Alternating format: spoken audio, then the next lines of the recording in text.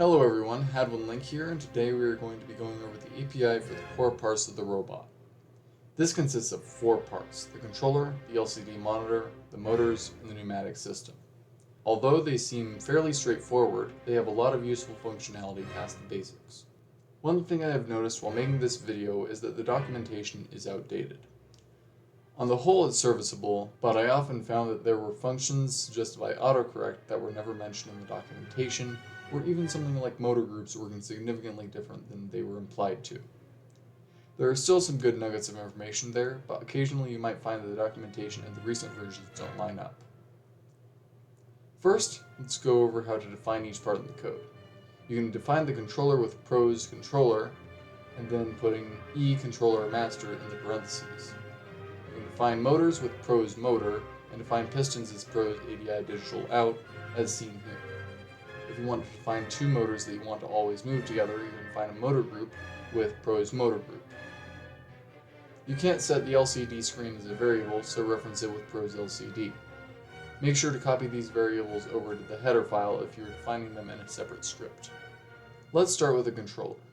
There are 3 ways to call a button press: continuous, on press, or on release. You can call the X, A, B, and Y buttons with these functions here, and the arrow buttons with these functions. The left and right triggers are denoted here. The way to get output of the joysticks is a little different. The X or Y axis of either joystick can be grabbed with controller.getAnalog. Typically, upon creation of a project, your main script will already have a rudimentary driver control, but if you don't, then here's what it looks like. There is one more function that I think is very useful, and that is the rumble function. This function makes your controller vibrate based on a string of dashes and dots.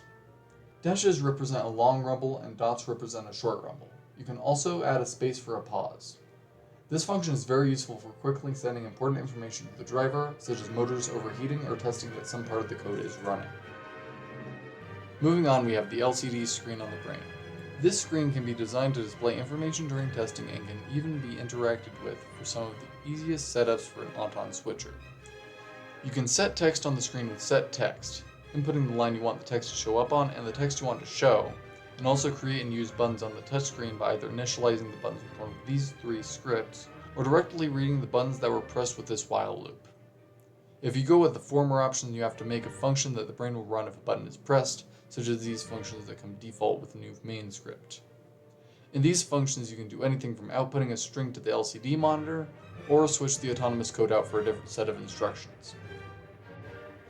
Next up is the motors, and these are what lets your robot actually do things.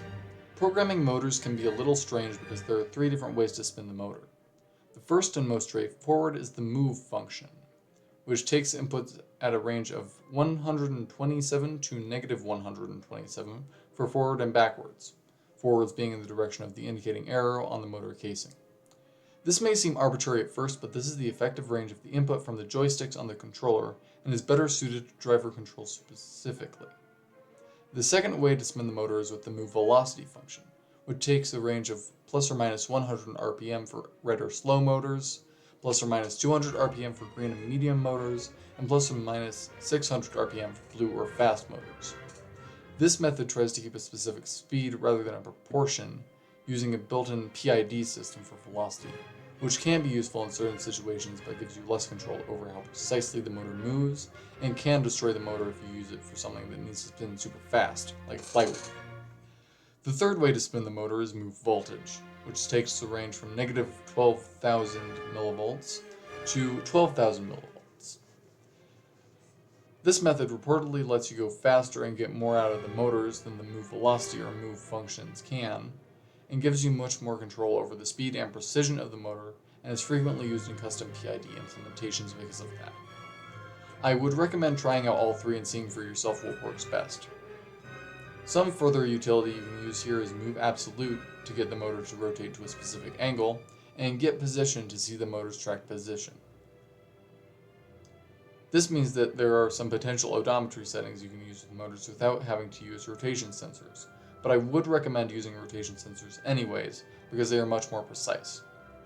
Finally, the last important function I would recommend using is the isOverTemp function, which reports if the motor is overheating and thus slowing down, giving you the information so you can connect it to something like the rumble function in the controller.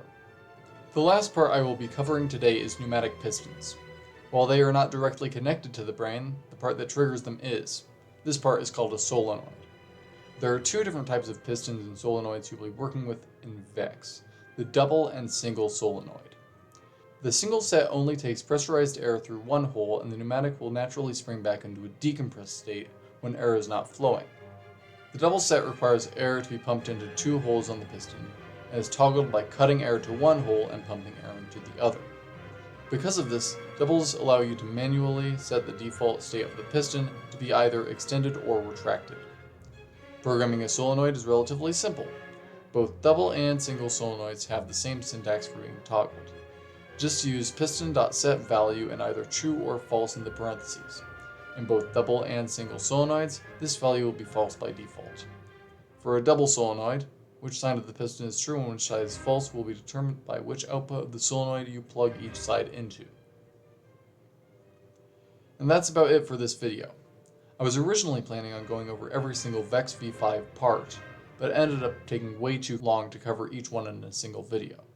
Also, I didn't go over every function these parts had, so I'll be linking the documentation for each part in the description. Next time I'll be covering the VEX sensor catalog, and oh boy, there are a lot of them. That's all for now, and I will see you later.